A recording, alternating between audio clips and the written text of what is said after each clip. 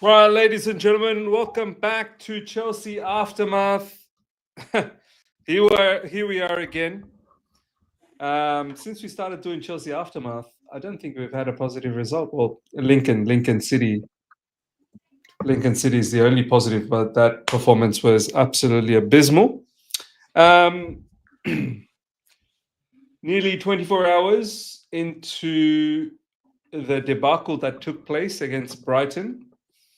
Um, I'm really broken, man. I'm absolutely broken, and we're going to talk about all of this. But before we do that, Ishan, brother, how you doing? No. Did you just write Chelsea Aftermath episode 5? But this is, for me, it's episode 3, part 2. Episode 3, part 2. The same Aftermath episode we had after, the United game is the same. What difference it is, we'll talk about it. But yeah, I was not doing well yesterday, and Chelsea did not help me out. You know what I mean? Chelsea did not help me out at all. But here I am. Let's discuss the calamity that has happened, man. Looking forward to it.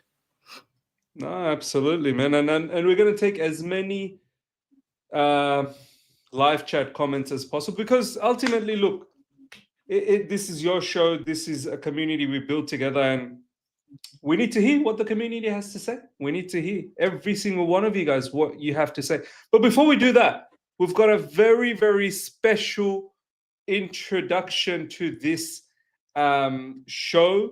His name is Aryaman. Aryaman reached out to me a few days ago, and I was blown away by his content on Instagram. And I said, you know what, I need this brother ASAP on the channel. And he's a fantastic content creator. He's a growing content creator. He's someone who's starting things off on a recent basis. Aryaman, first of all, big up to you, my man, and welcome to the other side of the coin, and welcome to the Chelsea Aftermath. How you doing? Thanks a lot, Ms.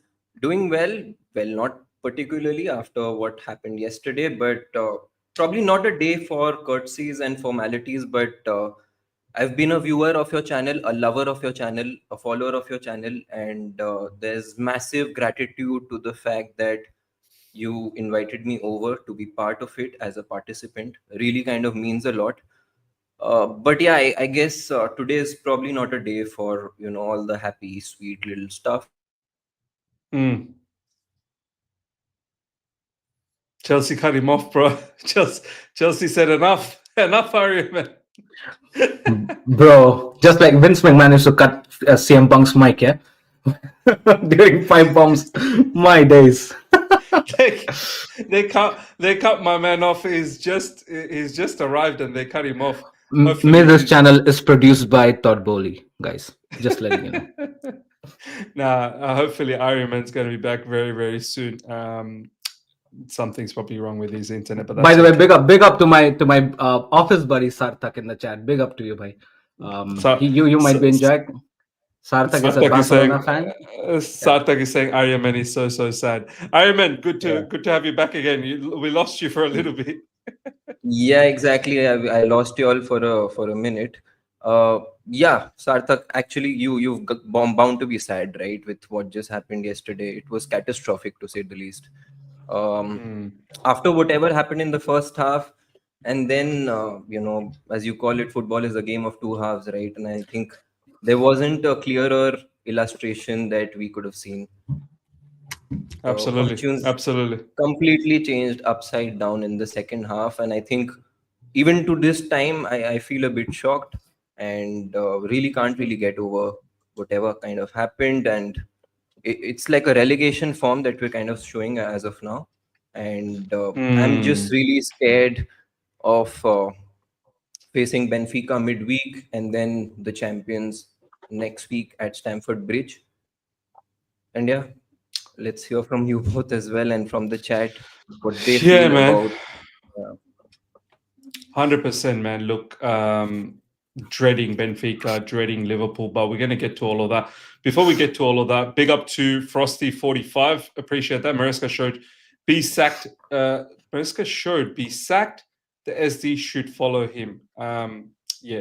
Look, Ishan, I want to just quickly start things off with Shanu. Shanu is one of these ones who Yeah. This guy is always goes after me in the comments, bro. He doesn't hold back. He's always after me. Yeah. Whenever any other person comments on my video, oh, Ms. You absolute puta, you absolute mother chot, all that kind of stuff he says about me. This guy, he adds his 2 little cents underneath and says, yeah, this guy, I hate him, I hate him. But Shanu's always he's always here. And I don't wanna disregard anyone's comments today. I think everyone's comments valid. Ishan, Yeah. we'll kick things off with you, and then we'll go to Aryaman again. Ishan was saying, no manager changing shit until they change the model or get these owners out. Ishan, how do you feel about this comment, bro? How do you feel about this comment? You know, Miss, what the best part is, and since we've started this, by the way, since we started this aftermath, 0 Premier League wins, I guess. I hope it's not a jinx. It's not a jinx or a curse, but yeah, man, it hasn't been a good start since we got this show started. But yeah, look, I acknowledge each and every person's frustration out there in the live chat and also in the Chelsea fraternity. Yeah, anybody who comes out and says that it's Maresca fault, I agree, and I have points to back that, right? Anybody coming out and saying that it's the player's fault, I agree, and I have points to back that too. Right? Anybody coming out and saying, "Oh no, it's this the people up top in the management or the sporting directors or the owners' fault," that too I agree, and I have points to back that too. And this is the situation we are currently, right? Because you cannot have point of view where a single entity is going wrong and this is why this results or the chain of result that we are facing, right? It is the collective failure of each and every department of this entire ecosystem that we Good have, talk. right? Good talk. Good talk. Yeah, so let's start with the where do you want to start? What do you want to talk about? Just like Cody Rhodes says, What? let's start from up What top. do you want to Let's talk go. about? What do you What do you want to talk about? Bro.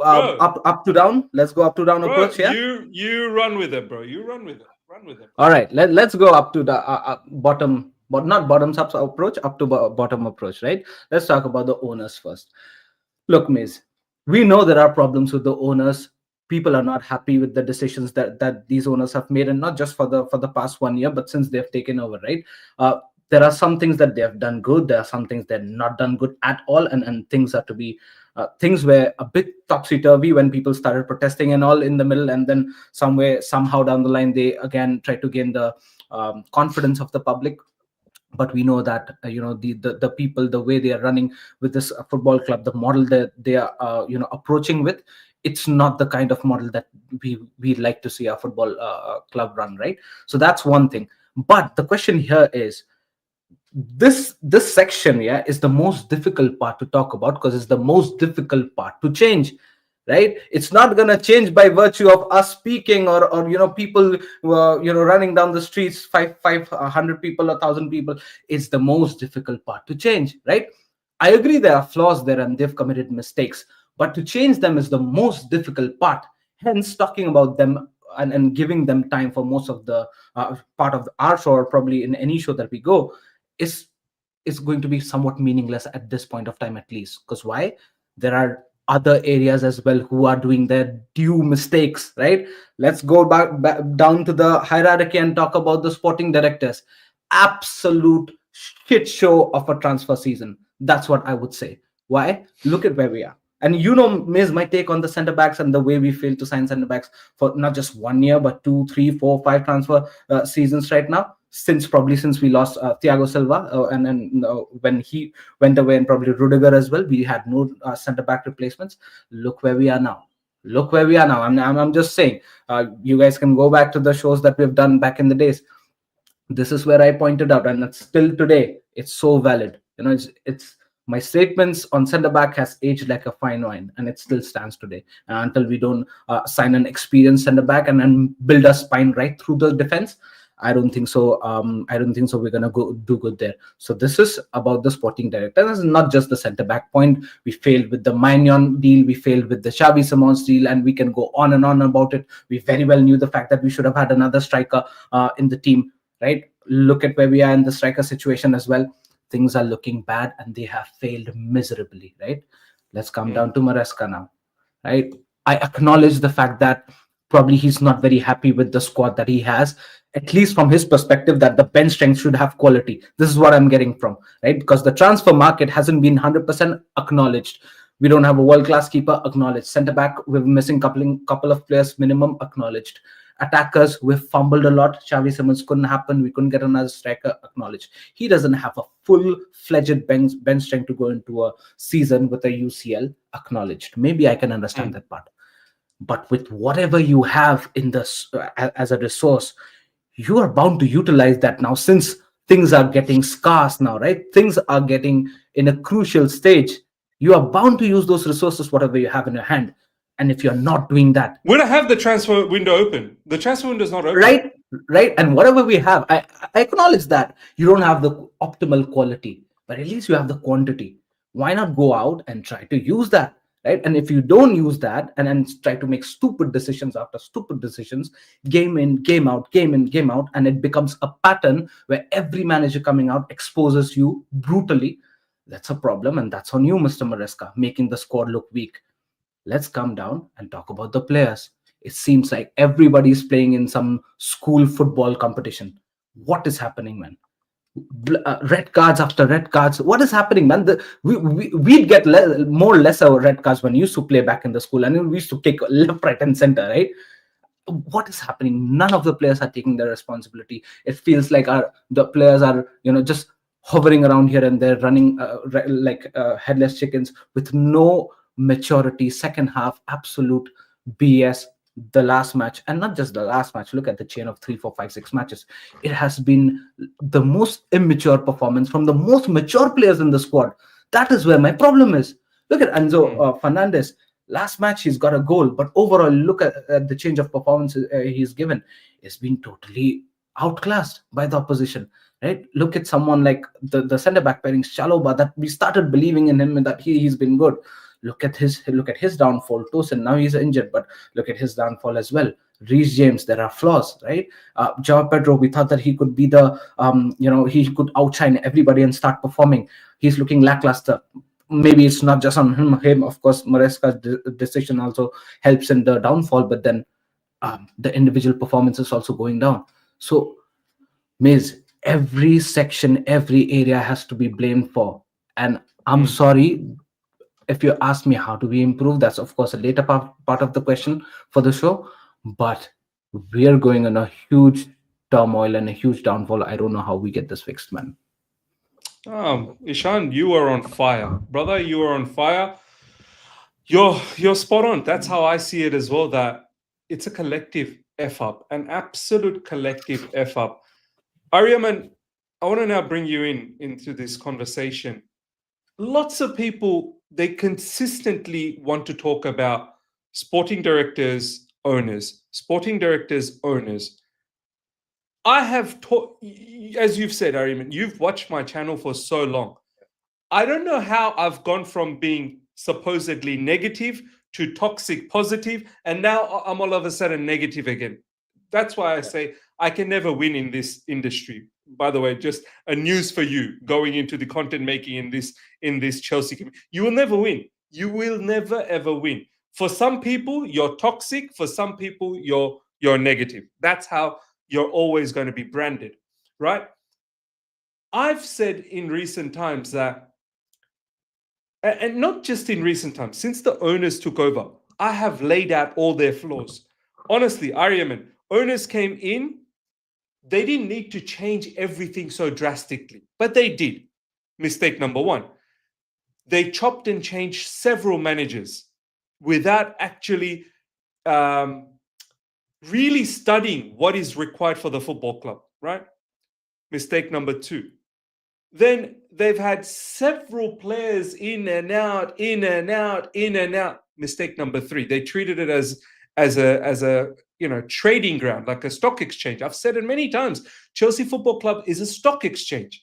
But Aryaman, through all of this, entering this season and off the back of making Champions League, winning the Conference League, getting the Club World Cup, I thought I can sit here and complain and moan and bitch all day long. But is that being healthy? I started to look at things. You know what? Let's look at all the little things that they've started to do better, all the little bits and pieces. I can sit here and focus on all the wrongs that they're doing. But I thought, you know what? Let me try and flip that and look at all the positives that we're slowly trying to build. I just truly felt something was building before the start of this season. I felt like that. Now, it's crashed on my head. It's absolutely crashed on my head top. And now it's just the entire club is melting, right? And I have all of these people in the live chat that are consistently saying, owners, sporting directors, owners, sporting directors. And Aryaman, I want to ask you, brother, what can we do? Ishan literally just said, these are the two components that is probably the most difficult to get rid of. Like, how do I, you've said to me the other day, you've worked in a corporate environment. How do you get rid of the corporate? Like, how do you get rid of the corporation? How can I get rid of the corporation? So I want to ask you, where do you see the situation with Chelsea Football Club right now? So I think two or three points I think immediately pop up. I think the first valid point that you made, Miz, was the fact that we've chopped and changed a lot of managers, right? If you go back and kind of just try to make sense of the fact that we got rid of a serial winner in Thomas Tuchel, I think for me that's where it all started. I was not in agreement with the fact that Tuchel should have been let go so early, because he's won the Champions League for us. It was similar to Roberto Di Matteo, who also lost his job in the following season after he'd won the Champions League for us. You can say that Di Matteo is probably not the long-term alternative, a long-term solution when you talk about a managerial capacity, and that's probably gotten proven over the years, because he's not taken up that sort of a managerial role in a top club after he left Chelsea. So that gets validated there and there, right? But when you look at the fact that a serial winner like Thomas Tuchel, who's now in charge of the English national team, it speaks volumes about his credibility in the footballing world, his achievements, and what he really stands for, right? Which is winning, which is what Chelsea stands for. We stand for winning. And that's hence the sort of anger that I'm able to see from both of you. And we're able to see that across the ecosystem when you talk about all of the other Chelsea fans, right? You might have seen some of the other post-match reactions all through. I mean, after the United game, after yesterday's game, after a draw with Brentford, who is happy? Who is really happy? I accept the fact that some of the players are trying to really create that sort of a positive environment. I don't really see anyone on the outside who's happy. If you just look back at yesterday's game, and I have this fond recollection of the fact that the camera zoomed in on Vedad Iqbali around the 70th, 75th minute of the game. I remember that. So we were 1-0 up at that time, although we were a man down, but you could clearly see on his face, there were two things that came out, right? So one was the fact that he felt nervous, and he felt, and this is him being part of the ownership for only the last 2 years. He hasn't seen Chelsea over the last 10 to 15 years, how we end up choking games, right? How we end up dropping points. So considering that fact, he was nervous. He knew a result is probably not on the cards here. We might end up dropping points, and that eventually turned out to be true, right? And the second bit, and this is more importantly the bit that both of y'all were also discussing before kind of gave the podium to me, was the fact that there was a bit of a guilt that I was able to see, that he was not able to support Maresca's need for a central defender, a ball playing central defender, a goalkeeper. You would argue that Maignan would have probably made us stronger, right? Because there is no one who can compete with Sanchez and Jorgensen. Until the time you don't have people competing for key positions like a goalkeeper, who, which is a position which is like a wicket keeper in cricket, right? If you're making saves, it's your job. If you're fumbling, it's a miss. It gets all the headlines. It will cost you goals, right? So as simple as that. I mean, you could see the guilt on his face, and I think it probably just sums up the entire emotion. The second bit is the fact that, let's say, a player like Raheem Sterling was kind of brought in, and the hefty wages that he's at, because of that, the transfer policy completely changed to an incentive-based transfer policy. So earlier it was more Lukaku as well. I think the issues with Lukaku as well created this mess. Right. We somehow miss we were able to kind of get rid of Lukaku, but look where we are with Sterling. We're paying him 12 million pounds a year, right? That's a decent fee to probably sign a player. You probably couldn't bridge that differential when it comes to signing Mania for 5 million. You could have probably let go of Sterling and you had the money available to you, right, to get him. And he was keen to come to Chelsea Football Club, right? And the third point is the fact that you'd agree with me. Uh, when we were going into the 24-25 season, last season, right? Uh, and now that we're heading into the 25-26 season and the 6 games have been played, you'd argue that we are a better bunch of players. We have a better bunch of players with us. When you just look at the players in terms of the quality that they bring in, right? You've got one of the most promising young prospects there is out there in world football in Esteban Willian, right? Who we've probably been guilty of not having assimilated and provided that bedding process to a young player who comes into a new league, comes into a new system. We all understand the challenges of the Premier League, the physical demands of the league, and we've probably not given him that sort of an environment to really like flourish, because there's a lot of responsibility on him right from day one, right? Whereas the responsibility should probably lie with our experienced bunch of players. So I think these are a couple of the points which I felt uh, is being a miss as of now. But yeah, slowly and steadily we have to kind of get into winning ways, right? Do you know what, Ariman? You brought up a really good point, and I want to bring in Ishan on this one. Ishan, people consistently talk about this squad's not good enough. This squad's not good enough. We need experience. We need to. We can't keep having all of these kids. And I've defended that in recent times. That, come on, man, we've got quite a lot of good players. But Aryaman said something really, really interesting, which I want you to think about, and the live chat as well. Do you think there is some parts of this ownership that's been a little bit scared or put off by the situation of Raheem Sterling, Romelu Lukaku, and many others that were on high wages, Ben Chilwell, so on and so forth? Do you think they've just got to the point that, look, we can't afford to make these mistakes? I'm sorry. We rather have players that are on low wages, make mistakes, get rid of them. No problems. So there's that. On the other hand, from a fan's perspective, what we are saying that I don't care about any of this. I don't care. You get me the next best player. You get me you get me the Gyökeres. You get me either the Osimhen. You get me either the Isak, whoever. Why is it Liverpool going after Isak? Why isn't Chelsea going after Isak? Why is it Liverpool got someone like Van Dijk? Why doesn't Chelsea have a stature like Van Dijk in defense? Why is it that Man City have Donnarumma? Why can't Chelsea have a stature like that? Isha, where do you stand? Like, considering we don't make enough money. That's the honest truth. People say, "Oh, but Miz, that's a lie. That's a lie. Our owners have a lot of money."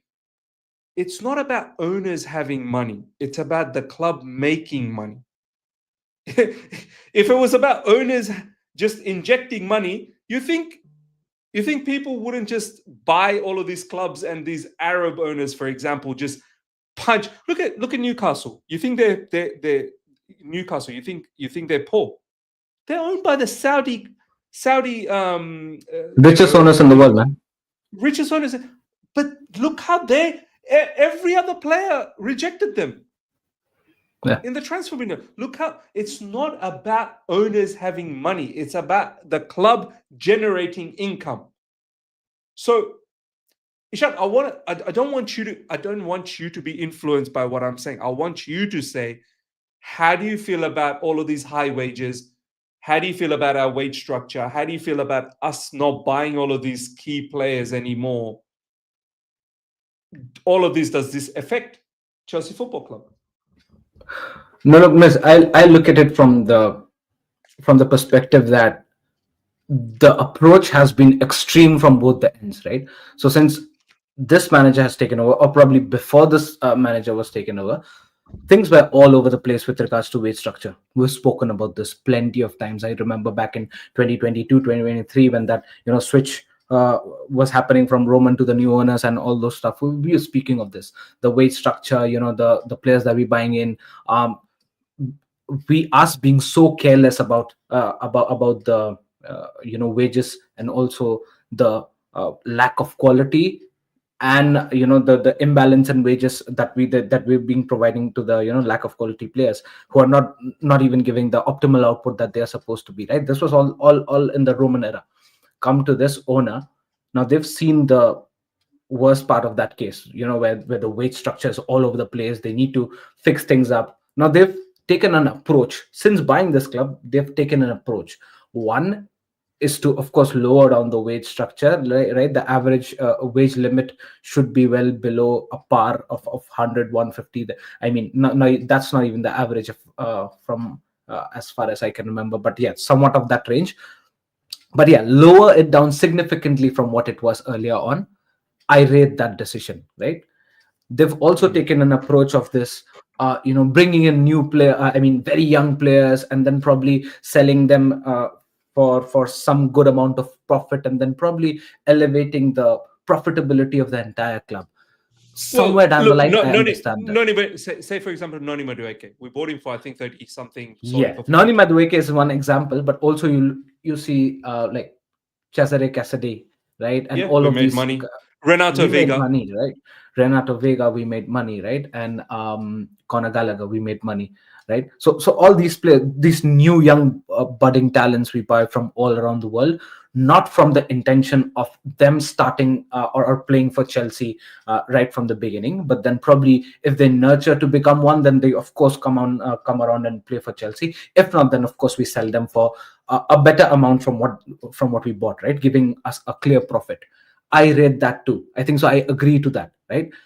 The the entire perception changed, and the fan base didn't like, because earlier on, Miz, the buyings that we used to do majorly it used to be for our first team, majorly for first team, either for starting lineup or at least for the reserves or the bench, right? Now the perception changed. These new owners came in and they said that now look, we're gonna follow a new model. We're gonna buy a hell lot of players and then probably gonna sell them for more profit. FC, right? I think so. I understand that. But the mistake that they did is, and also this comes to the wage part, right, where they've lowered down the wage significantly, trying to buy quality players under less wages. That's what we've seen. But if you go from left extreme all the way to right extreme, that's the problem, right? Now we know the fact that you've successfully, by virtue of 2 3 4 years of whatever you've tried to do in the transfer market, you've lowered down the wage limit of the entire club. But you very well know the fact that in your playing 11 there is a huge requirement of quality experienced players as well. So knowing the fact that there are some flaws in the team, why not, at least for certain case scenarios, go out and give the wage to the players who actually would come out and deliver, right? In that case, why do you compromise? In that case, why do you go back and say like, oh, we're gonna buy someone like a I don't know, we're gonna give opportunities to someone like a Achempong and probably make him the second option? Fine, but who's your starter? Who's like your spine? Who's gonna Achempong look up to? Fofana? Who's gonna Fofana look up to? He's already invisible in the entire season for injuries, right? Who is your like a proper starter, right? Who is the replacement for Antonio Rudiger? Who's the replacement for Thiago Silva, right? But do you think Ishan, they are scared? Do you think they're just scarred and scared? So they've been scarred and they've been Yeah. scared that, look, let's say for argument's sake, who do you think is an up and coming brilliant defender in world football right now? Both of you guys. Who do you think is a Bastoni? top? Would you guys agree, Bastoni? Yeah, perhaps Bastoni is a Hoyson, maybe Hoyson, Hoyson. because Okay, he well, fits the profile of a ball yeah, playing and we were centre back, which we needed. and we were going for Yeah. Huijsen, right? We were going for Huijsen. Yeah. Now I don't know how much wages he's on at Real Madrid, this, that, the other. But let's just say Ishan, Bastoni or Huijsen, you're talking about, right?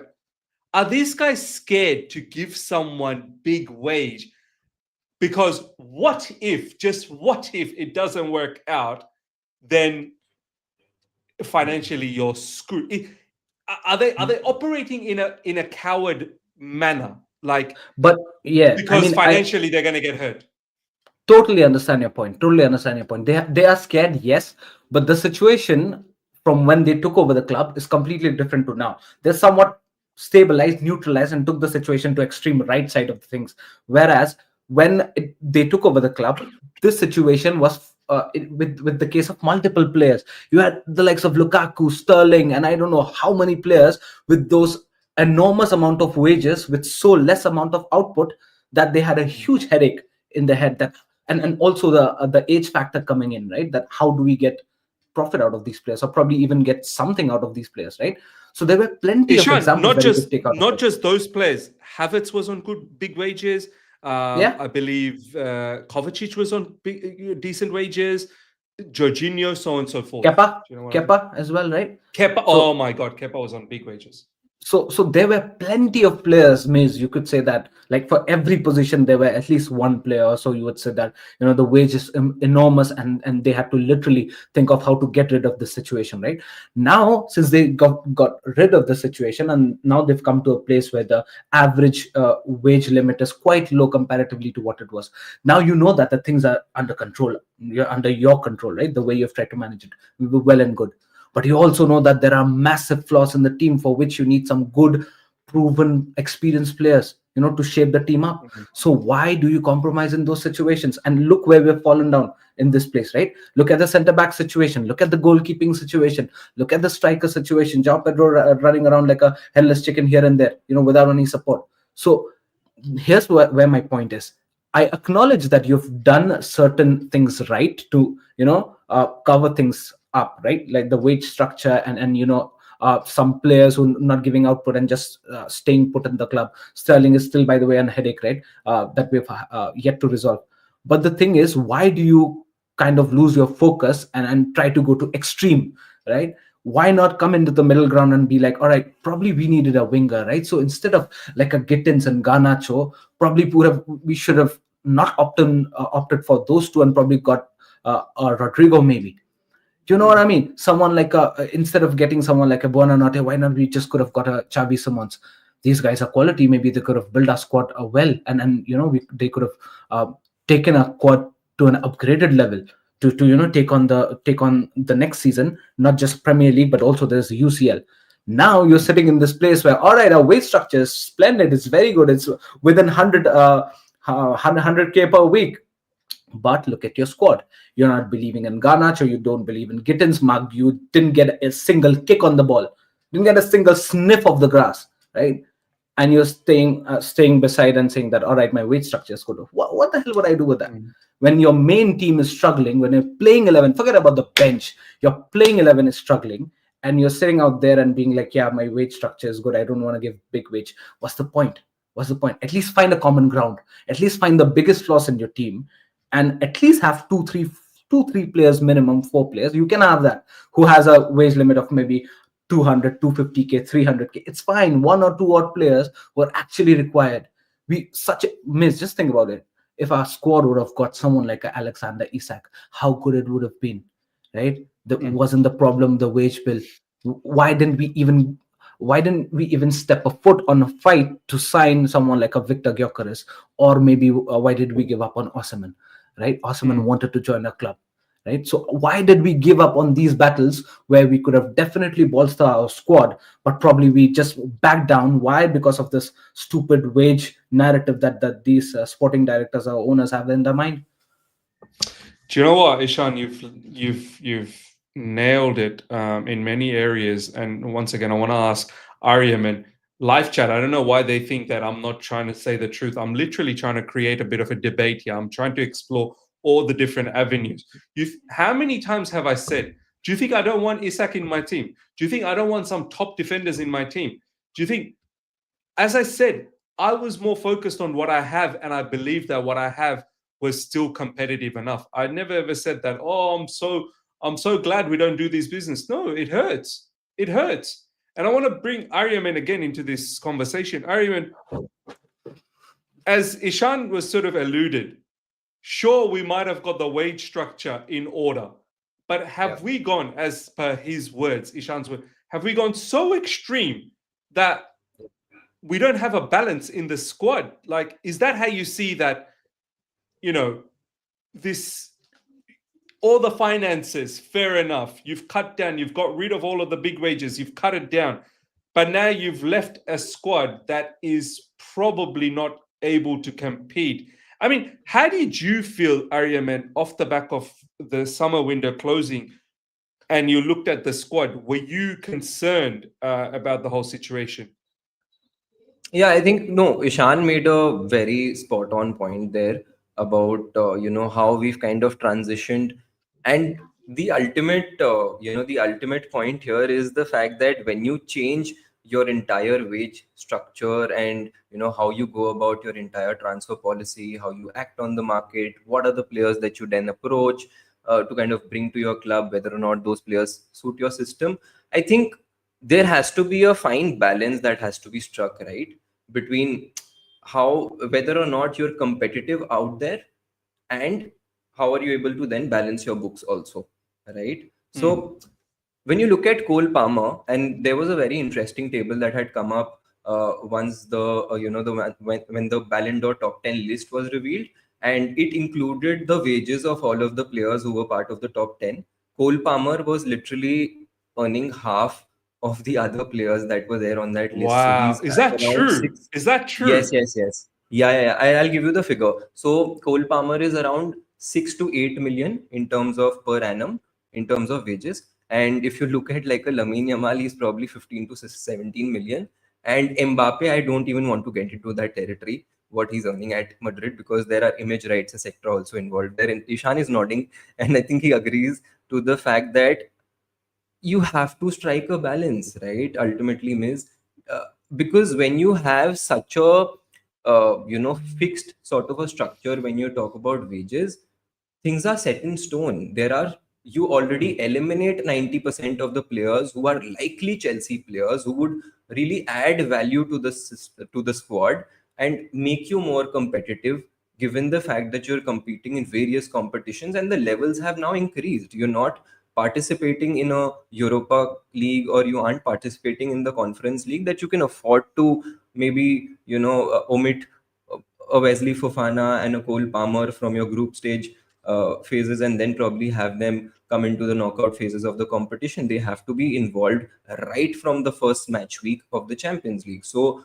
you don't have that luxury anymore. So that means that you have to field in your best players, right, across all competitions. And then you have your main starting 11, which is mostly featuring week in, week out, and in fact playing 2 games in a week. So look at what Arsenal have done. Look at what Liverpool have done, right? Like you all said about the fact that they went out there and got an Isaac. They went out there and got Ekitike. Was there a need to probably add Isaac after you've got an Ekitike? You'd argue, right? But then Yeah. in our case, it becomes even more glaring to us that we didn't We have we we another third we we option. got we got we got Gittins and Garnacho. They got Isak and Ekitike. Like, that's the Exactly. difference. And then they also got Wirtz, who's yet to make a debut for Liverpool, you'd say. But they at least have a world class The player. new 007, by the way. The new 007. But you get my point, right? He's right up there in terms of the top 15, top 20 Yeah, yeah, talents in yeah. the world. I'm not really talking about prospect here. He's done that for Bayer Leverkusen. He's won them the league. He's Yeah. a regular starter for the German national team, a very integral part of the entire German national team, and he will feature heavily in the World Cup next year, despite whatever his form is for Liverpool, right? I Yeah. think that's where the miss comes. I am not sure what really happened with Xavi Simons, because all through we were in the race for him. And then when you look at it, it's so funny to just imagine that we were able to settle for Bonanote. Was he really one of those players that our entire scouting team had in mind that, you know what, if nothing works out, we'll go get him? That's so true. It does not make That's sense so to true. me. It does not, because you don't even have an obligation there, or maybe you don't have an option to make that move permanent. So then your ego minds, we're the development club. We're the development club. We're developing their and player. then pass it over to them. And then you never know, we might be negotiating a 40-50 million odd euro fee with them Oh, next summer, oh shit! which will be Oh bonkers. shit! Just to imagine, Can you right? imagine? We develop their player and then we give them the money for what type of chutiapa is this, bro?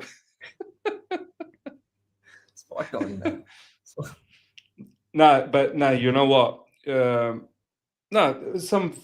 Look, Ishan, I've never said these owners and sporting directors are flawless, bro. I've never ever said that. Live chat in the last few months have been on my case. You've seen it. Many people have seen it. I have never ever said these guys were angels or anything like that. I've done many videos on this channel with Yunus elaborating exactly what things were wrong.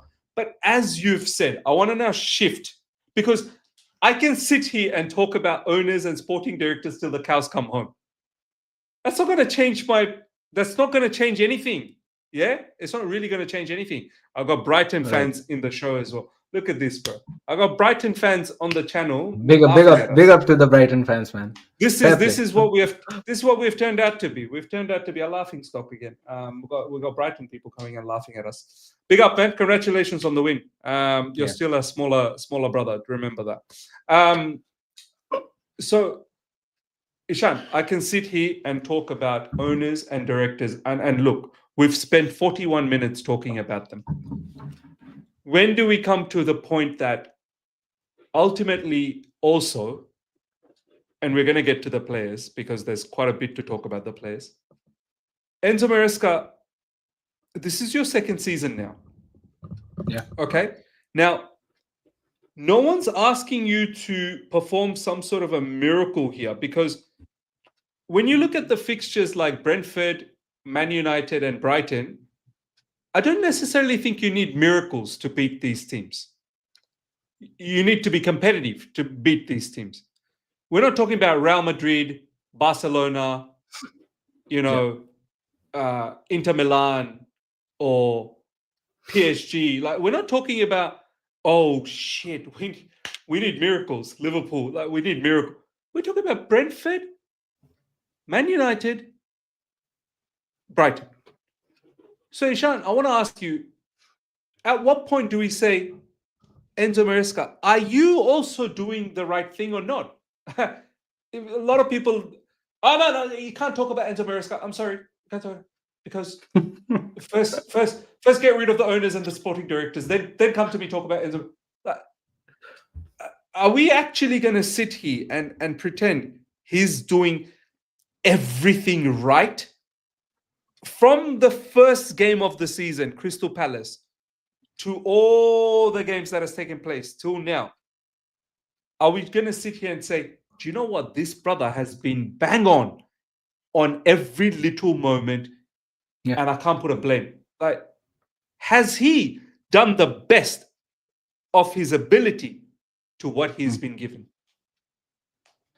No, look, when it comes to Maresca, we know the reality. We know the ground reality, and it's like a common thing in football, right? The first axe that falls when things go left is on the manager, right? And this is going to be the same case. It's not going to be different. Did Maresca do everything right since he's taken over at Chelsea? No. Did he do everything wrong since taking over Chelsea? No. He's somewhere in the common ground, but somewhere his how do I say? Maybe it is a lack of experience, or his carelessness, or his overthinking, or I don't know what it is with Maresca, but some decisions that he's taken, and especially since the beginning of this season, especially, and also the last season, the downfall that we had in the last season, that was something different. But this is also something different. Like, the pattern we are seeing in this downfall is something crazy. But US somewhere down the line, right, miss, that there are things that he does straight away correct and good, right? For example, look at the starting lineup that he picked against Brighton. I think so I was okay with that. I think so I was content. I think so it made sense to me, because this is what we were talking about. We were talking about the options, right? Even in our last pre-show that I remember, We're talking about the options that we can use, the players that are who are not in form. Tosin's now out due to injury. Who can we start? How should we start? I think so. He tried to do the best that we had, at least in terms of the starting lineup. Now, Hmm. why has this pattern happened? Now, like I told you in the previous aftermath episode as well, right? That a certain pattern is happening, and like I told you, even in this game, even guys, go back to the previous aftermath episode and just see what I said, right? That there Hmm. are certain scenarios at which we start playing bad and concede. Miss, I told you that, right? One is by pressure, by a lot of I mean Hmm. press by the opposition, right? Second, long balls, overhead balls, right? Third, set piece, right? And Hmm. fourth, individual mistakes. This is what I said to previous Yeah. aftermath episode. What has happened in the Brighton game? To narrate me these three goals and tell me if anything else has happened apart from the 4 points that I've said. All the three goals fall under this, Pretty much, yeah. Yeah. right? And where was the downfall point from the Brighton game? It was that red card. I don't know what happens to Maresca when sees that red. He becomes a bull or something. He starts charging and loses his mind. He starts. I, I don't know what kind of. And this is what I was speaking to you, Miss, in the last episode as well. That how does he lose his intention, his approach to the game entirely just by virtue of one red card? One red card does not mean you start packing up bags and start crying in the corner. We have won games by virtue of red card, man. We have won games. Forget about even drawing games. We've come back from behind and won games even with red cards, man. I don't know how just one red card changes your entire approach, your entire mentality, and you become the most defensive mindset manager and expecting that same from a team who is so bad at defending at the moment. You're expecting to do that duty, which miss in an academic calendar for a student here. You've got 5 subjects, right. I've got subjects, for example, your kid has got 5 subjects, right. Out of those 5 subjects here, maths is the one that he hates the most, but the rest four he likes, and then he'll kill it, right. Now, of course, there is a practice that you need to do maths every time, right? But you forget all those 4 subjects and study maths the entire year. Are you going to pass the other 4 subjects or not? No, right? So, what is Maresca trying to do here? Trying to expect the same defending from the team that who's bad at defending each and every time. We expect them to defend well. This is same thing that has happened in the Bayern Munich game, Man United game, and now this game as well. Lincoln as well. Good thing that we started scoring against Lincoln and we probably edged it to a 2-1 win. But this pattern is now visible in this game as well. That they've pressed hard, they've got the goal. Second, bro, first half. I'm gonna be honest with you, man. First half, I think so. We were doing good. We were doing decent. I thought so. We had the control in game. Whoa, okay. Bro, This, I thought we played very good first half, and I got yeah. grilled for that as well. I got grilled. Live No, chat no, saying, no. look at this guy accepting the first half. What did we do in the first? I thought, look, it's not some sort of a bombastic first, but we played good. Yeah. We Brighton, did play Brighton's good. a team. We played good, right? Like Brighton's a team, lads. Yeah. They go and bop the opposition around. Brighton had nothing in the first half. Yeah. 100%. 100%. Look, I was confident the way we were moving. Yeah. And look, I know wasn't the creme de la creme first half. We've seen better halves, definitely. But comparatively to the games that we've, performed against, the way we've performed against Bayern, Man United, Lincoln as well, at the first half was really pathetic, right? Comparatively to that, this was a better performance, right? And I expected to go next level in the second half. What just happened? Oh my days. The point that I made, they pressed us hard, that red card again couldn't have done much. Chalwa couldn't have done much, but we made a mistake in the midfield, and that's how the red card came up. Now, once that red card came up, Bro, I swear, I just knew that this match is gone. I just knew. Maresca does not know how to manage a squad with a 10 man. That's like written. Just write it down in a bond paper. He does not know a squad how to manage a 10 man squad. Again, he capitulated. Stupid, foolish decisions. There are certain players who didn't even smell a grass in Maresca's tenure. He decided not to show them up again. Some players, again, he went to defensive mentality. We were 5 at the back, like proper 5 defenders, 1 DMF there as well. Again, that defensive mentality. if you've taken off Estevao Willian, right, and you've again literally cut the foot off, right, so that we cannot attack anymore. Joao Pedro just hanging up there. He's isolated. He's isolated right there, just in the front, and nobody around him, right, to create more spaces. Bro, these are some decisions that Maresca has to be accountable of.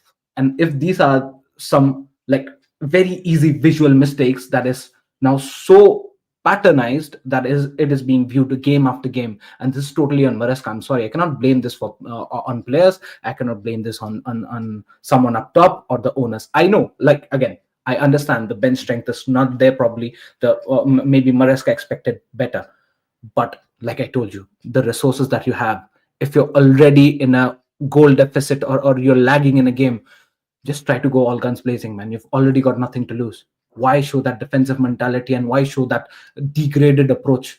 I just don't understand that. And this is for Maresca to blame. I just hope this pattern does not go forward for the next upcoming games, or we are screwed. We're already screwed, by the way, but I just don't want us to get screwed further.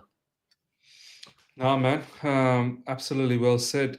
Ariaman, we want to continue with this talk about Enzo Maresca. In your opinion, in your view so far, do you feel he's done everything possible?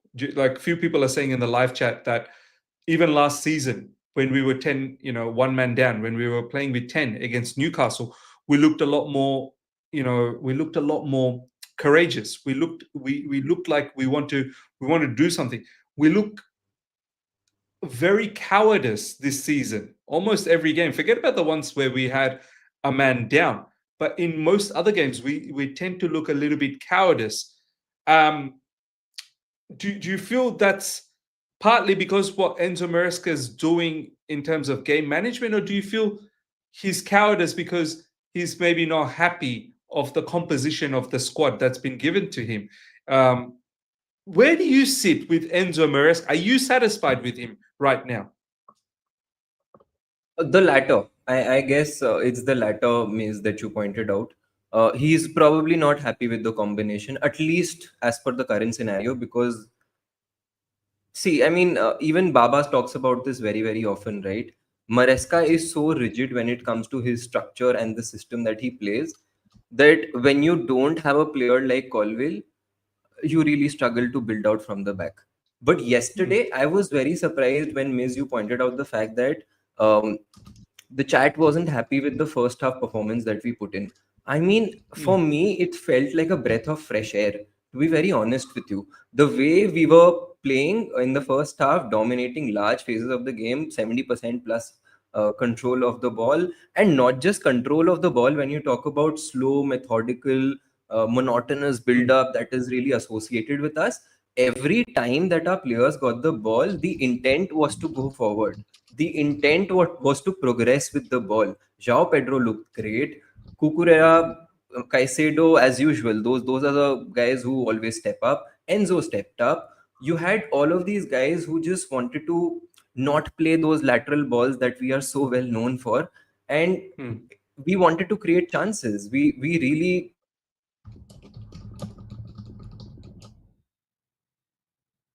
Have we lost? Ariaman again? Yeah. He's back. Oh, maybe he's back. Ariaman, Vince you there, McMahon brother? cutting his mic off. Vince McMahon's like, you know what? You're talking too much facts. We can't have that. You're talking too much facts. He's giving the pipe bomb, Chelsea pipe bomb. Chelsea pipe bomb, man. I think Ariaman should be back. Hopefully, he's going to be back.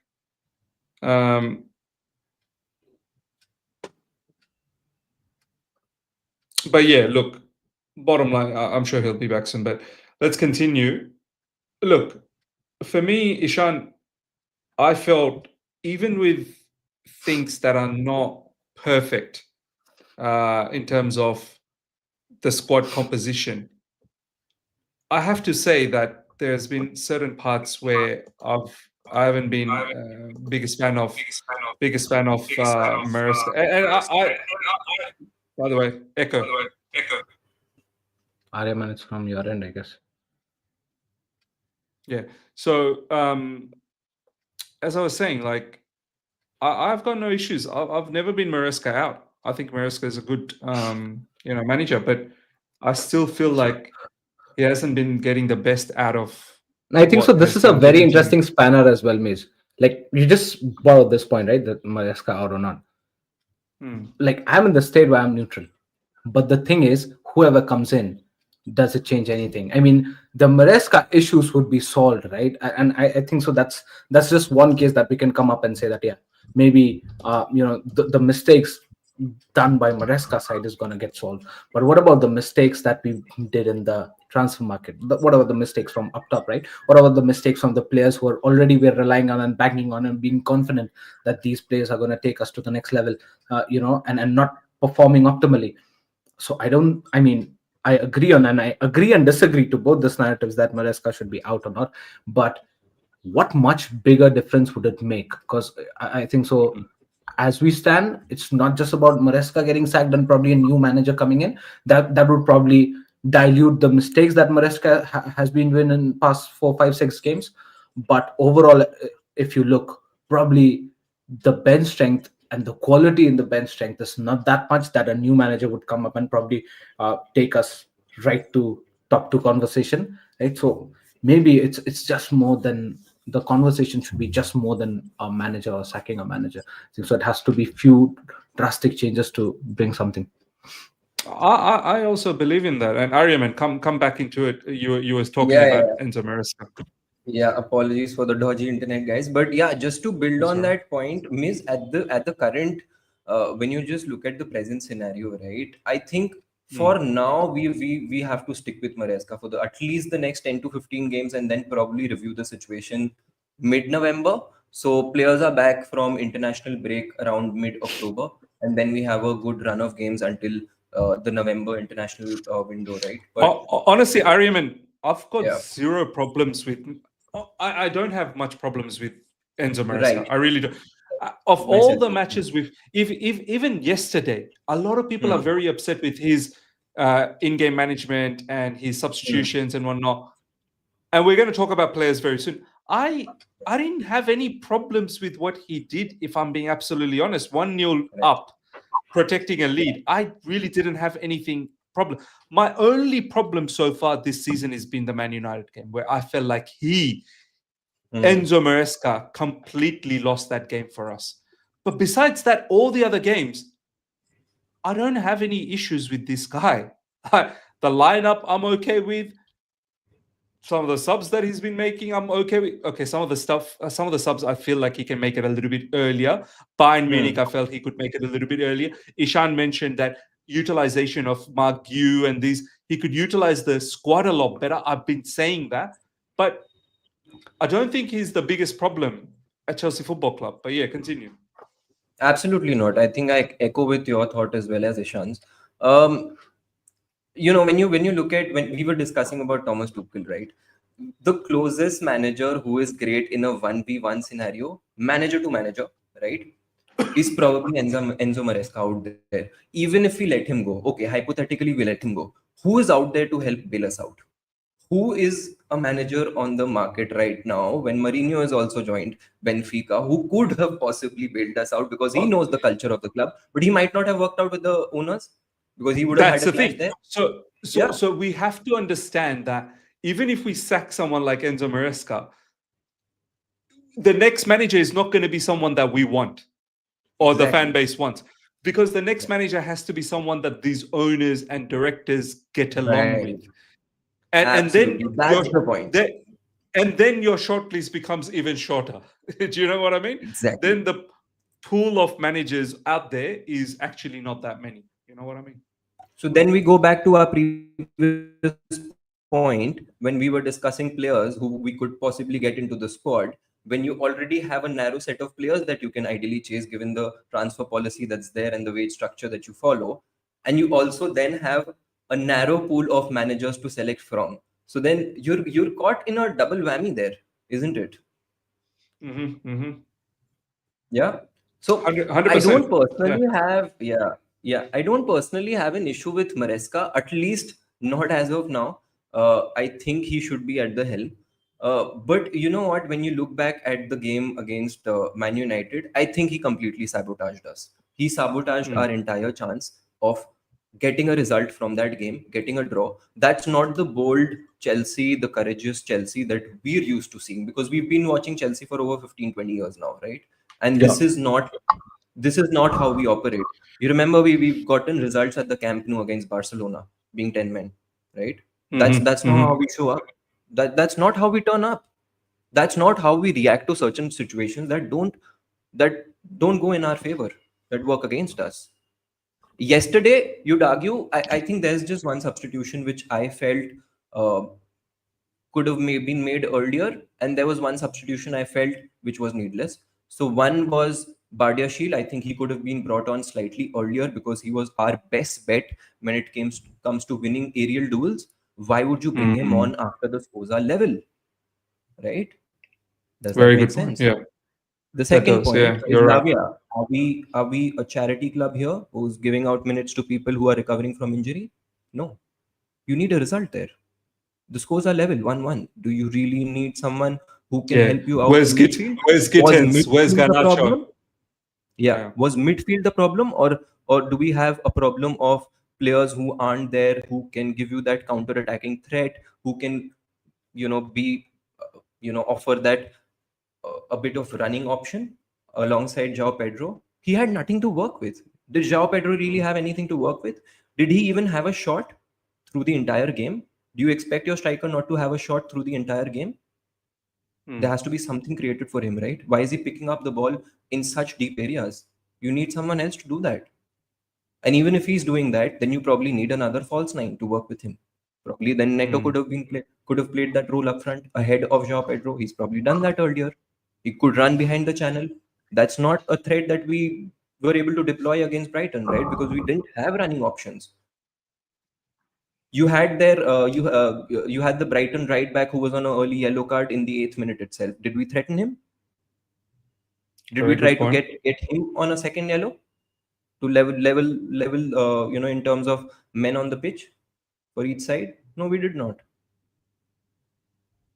I'm just saying we are not Now, creating enough chaos for the other team, and now that's this why. is this is a very good point, Ishan. Let's now talk about the game from when the red card happened and the players and the capitulation that took place, because I think this is now important to talk about. Ishan, Aryaman brought up a really good point. And maybe when I was watching the game, I was just so broken at that point. I probably didn't focus too much on what was being substituted, who was coming on.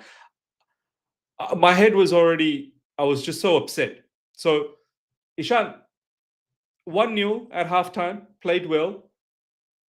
We should have scored a few more because we really did, put in a good performance to get a few more goals in the first half.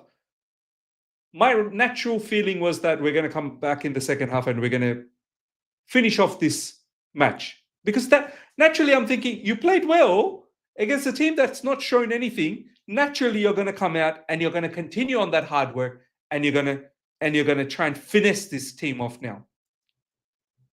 Ishan, everything was on track. Nothing was actually giving me indications. Ooh, Brighton's coming back. Calamity struck when Andre Santos, I don't know, I guess this is the immaturity, this is him being young, at a very bad time, and it turned out to be an absolute fatal error.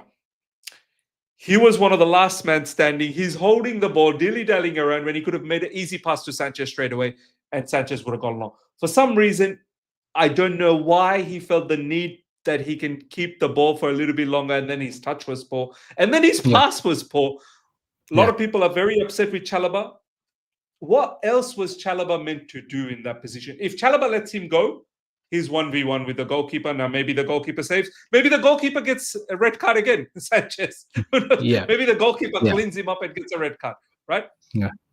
Chalobah was put in a very hard situation. He tried to make a tackle, but it was always going to be difficult from behind because the guy was in front of him. He got a red card. right? Yeah. Ishan, even at that point, I felt, okay, very bad news for us, absolutely bad news, but let's make something out of this. He takes off Andre Santos, and I think he brought on Malo Gusto, right? Am I right? That was the substitution? Yep. Me personally, I didn't think there was anything wrong, you know. I thought Hmm. Reece James, the one thing Brighton did was they swapped Minte over. Minte was on the right side and he wasn't getting the best from Cucurella. He then came to the left side, Brighton's left side, and he started attacking Reece James. And I could see Reece James, he was, I don't know, he took a little bit of a knock as well in the game. He was getting really troubled by Minte. So I thought that substitution of Malo Gusto coming on, shore up that side, lock them up, and see if we can counter. Brighton has to throw body and try and get something. See if we can counter. I didn't think much wrong about that substitution, but then my man Malo Gusto, there was an opportunity. Both guys will remember there was a counter. Enzo Fernandez puts Malo Gusto through. Malo Gusto, instead of running and taking the ball forward, and he can see Pedro Neto over there, my man passed it backwards when he could have driven the ball and put across. So, and then we saw Malo Gusto getting smoked by Minte. Absolutely smoked. I don't have a problem when a manager makes a decision that, you know what, we are leading right now 1-0. Let's try and protect this. And if we get a counter, we'll see if we can pounce. I wouldn't, for me, Ishan, it would have been a bit of a brainless, substitution if Andre Santos came on and an attacking player came on. Because I've just lost a centre back. So I need to make sure that I can cover. Was it Malo Gusto that came on, or was it Achapong that came on? It was Achempong came on for Andre Santos and Malo Gusto came on for Estevao. Right. That in itself, I actually don't have a huge problem. I really don't have a huge problem. Ishan, how did you see that situation? Do you feel that was the right thing to do? And then obviously Malo Gusto capitulated the way he did later on. I mean, should all this be blamed on Maresca, sporting directors, owners? Do you know what I mean? Now I'll start with Chalobah first.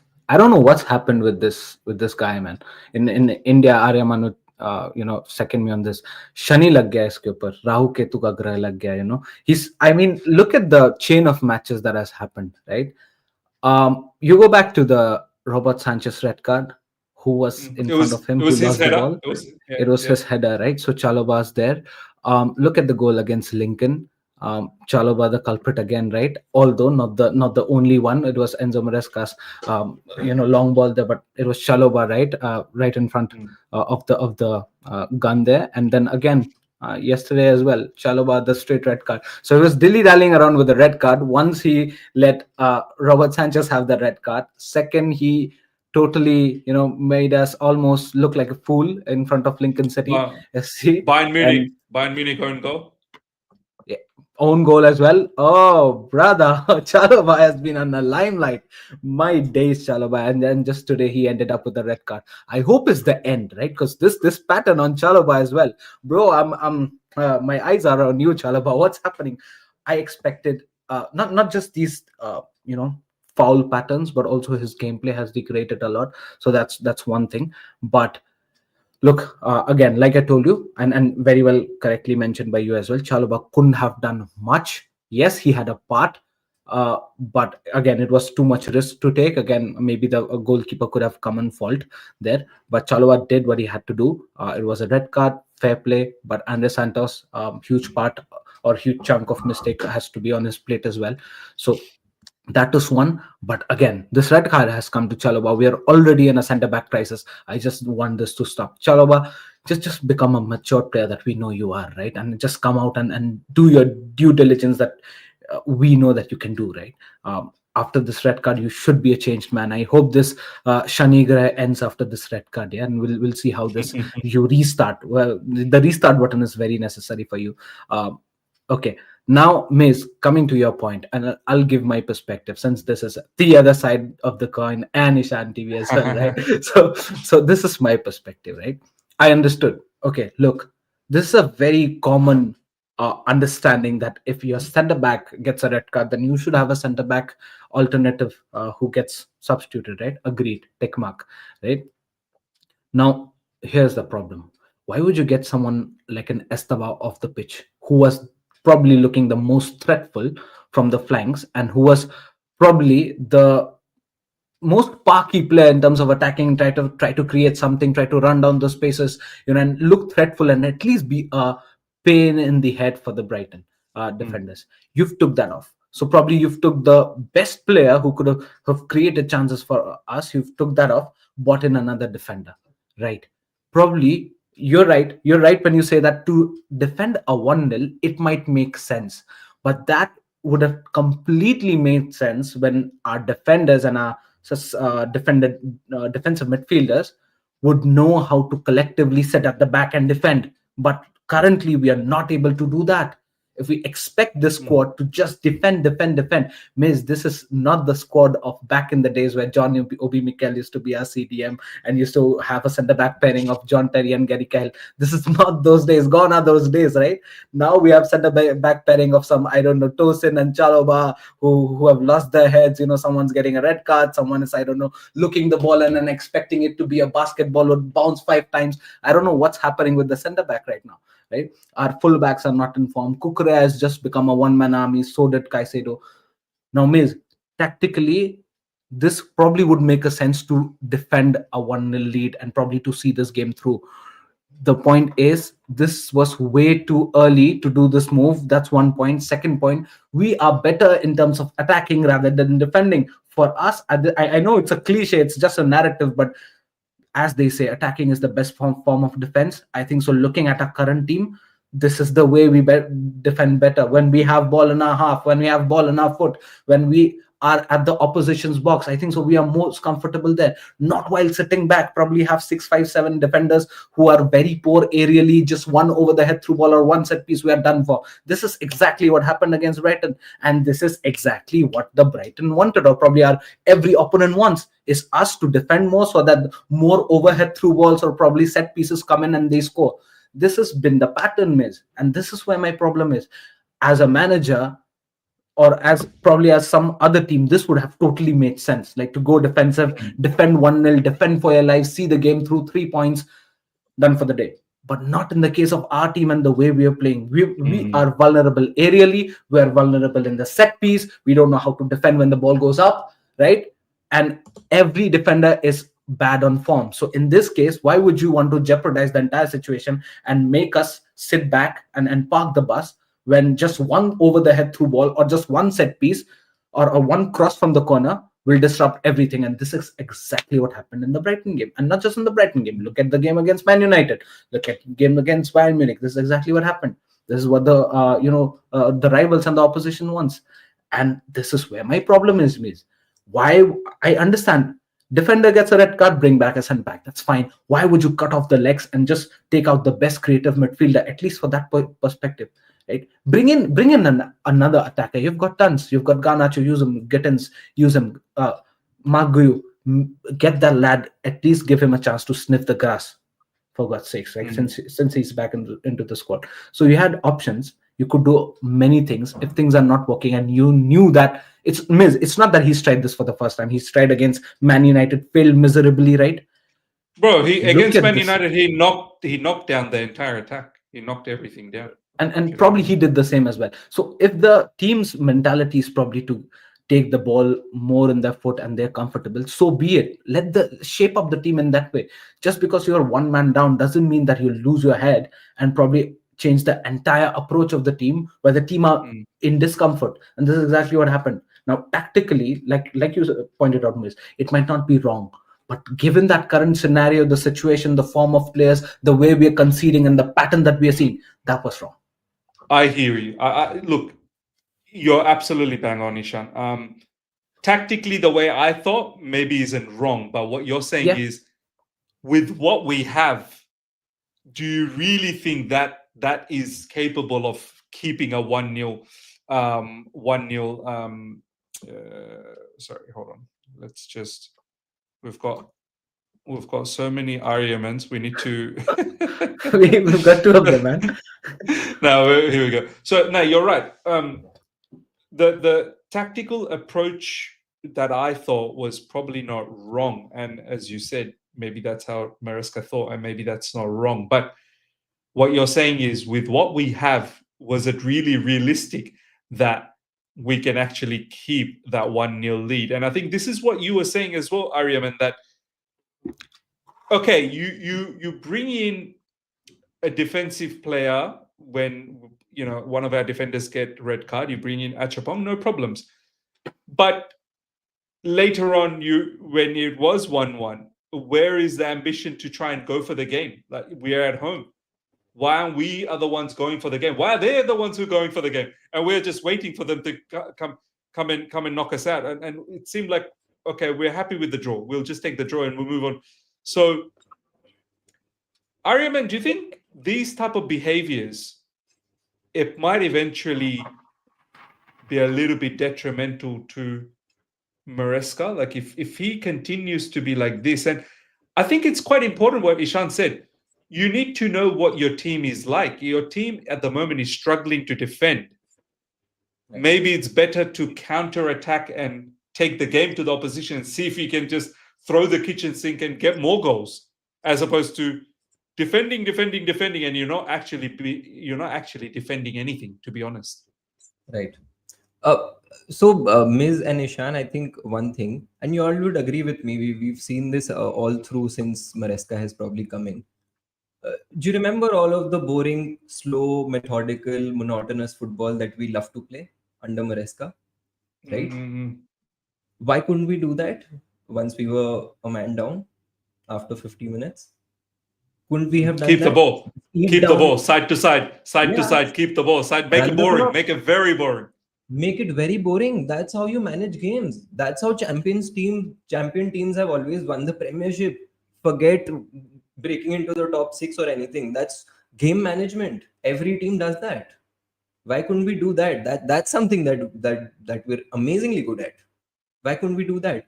It's understandable we didn't do that in the first half because we were looking to kind of get another goal.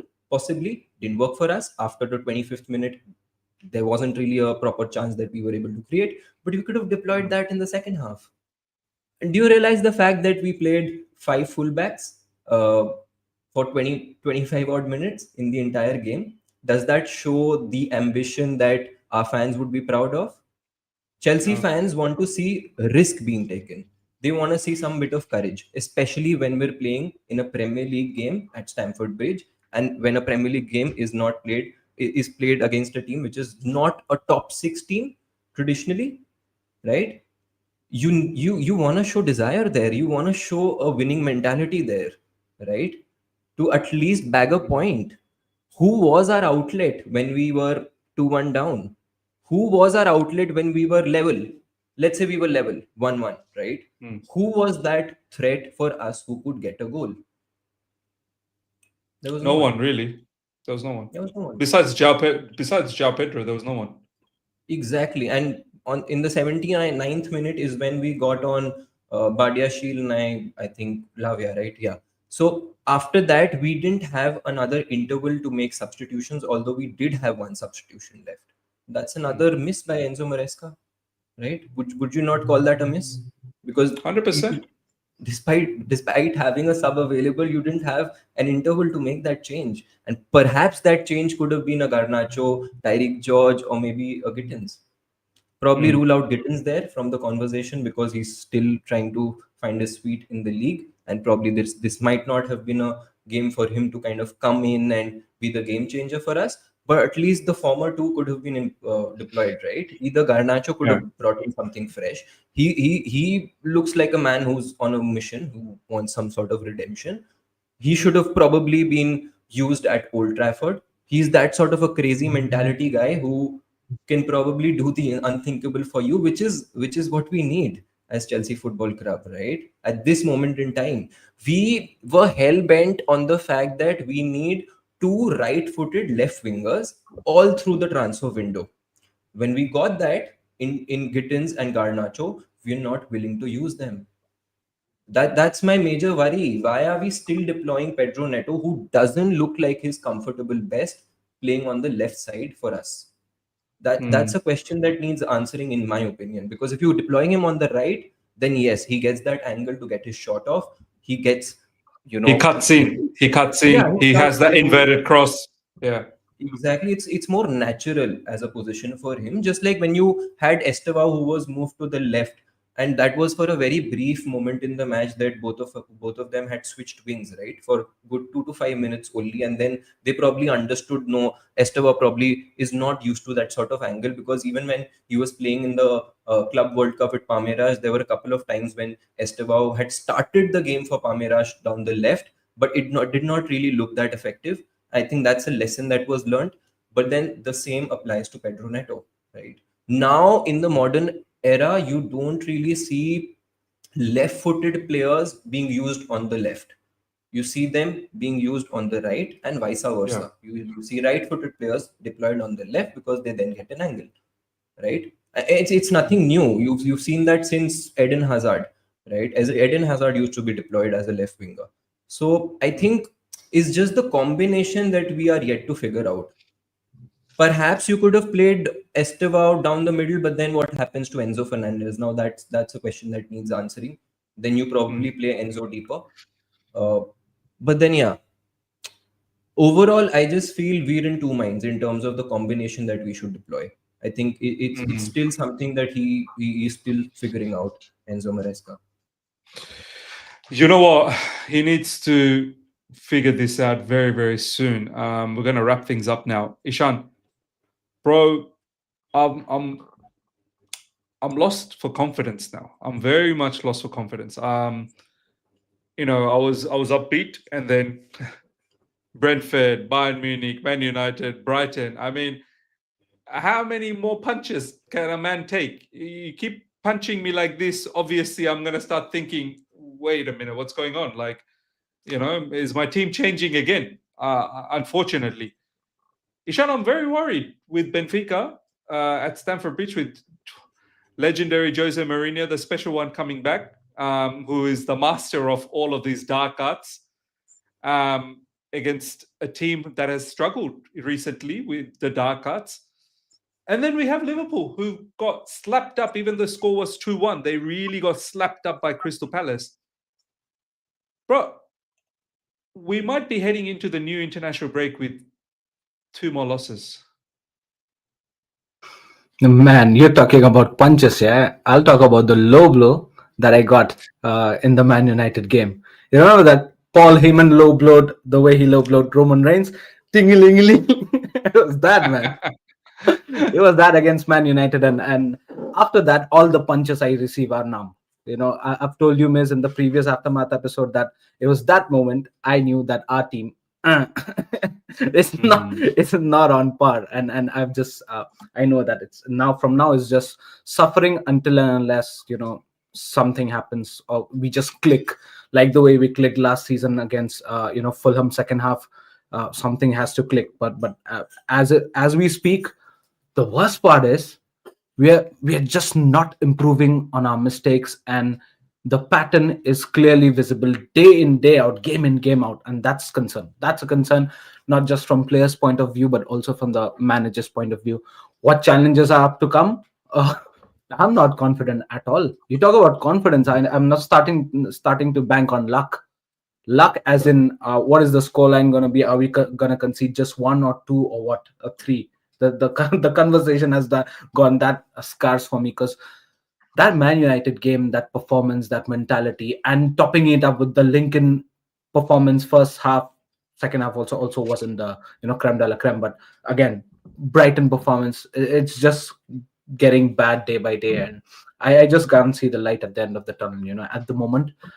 it's going to be difficult, man. It's so disheartening to say that, Miss. We looked into the UCL draw and we were so excited to face someone like Bayern Munich and So Barcelona, excited. So excited. because I thought that we had that X factor. We're Yeah. proven wrong. We're proven wrong. I can't complain, but now I'm scared. That excitement has turned into fear now, and I just hope something happens. We click. We probably have our luck on the day and probably get out with a draw or maybe a win. That's what I can say. But at the end of the day, things are looking bad, and yeah, I'm as short as confidence as you are at the moment. Same, man. Very, very short in confidence. Aryaman, look, it's been a pleasure having you on this very first episode. Looking forward Yeah. to you being part of this, show moving forward. Your final thoughts with the Benfica and Liverpool fixtures coming up? Sort out the very basic worries when it comes to the team. The team lacks basic defensive acumen. That's the word for it, which I was able to kind of just understand when I look at the trend, right? The basic acumen, man. Come on, yeah. You have Brighton players who are playing ping pong inside your box. You have Lincoln City, and the goalkeeper does not come out to collect your cross. What is that? What is that? Game management. Where is game management? Do what you do Cut down, best. Play to your cut, friends. cut down all these nonsense mistakes, like these individual errors. Cut it down. Every game it's costing us. Every game it's costing us. That was the third point that you made. Exactly that. That probably summarizes everything from my end. Really. No, 100%, man. 100%. Ladies and gentlemen, that brings us till the end of this show. Make sure you subscribe to both the boys and their channels. The link is literally on the description. Ishan's channel, Aryaman's channel. Give them all the love, give them all the support. And we shall see you guys again for the next Aftermath show after Benfica. I'm literally praying that it changes around, but I feel like there's more pain. Now no Chalaba, Tosin's not there, Fofana is not there. Who knows? Potentially Caicedo looking at a ban off the back of the recent news. So, yeah, things are looking very, very shaky. But anywho, ladies and gentlemen, hope you guys have enjoyed this. Smash up the like button if you're here for the first time. Subscribe to my channel and all the panelists' channels as well. And until next time, everyone, take care. See ya.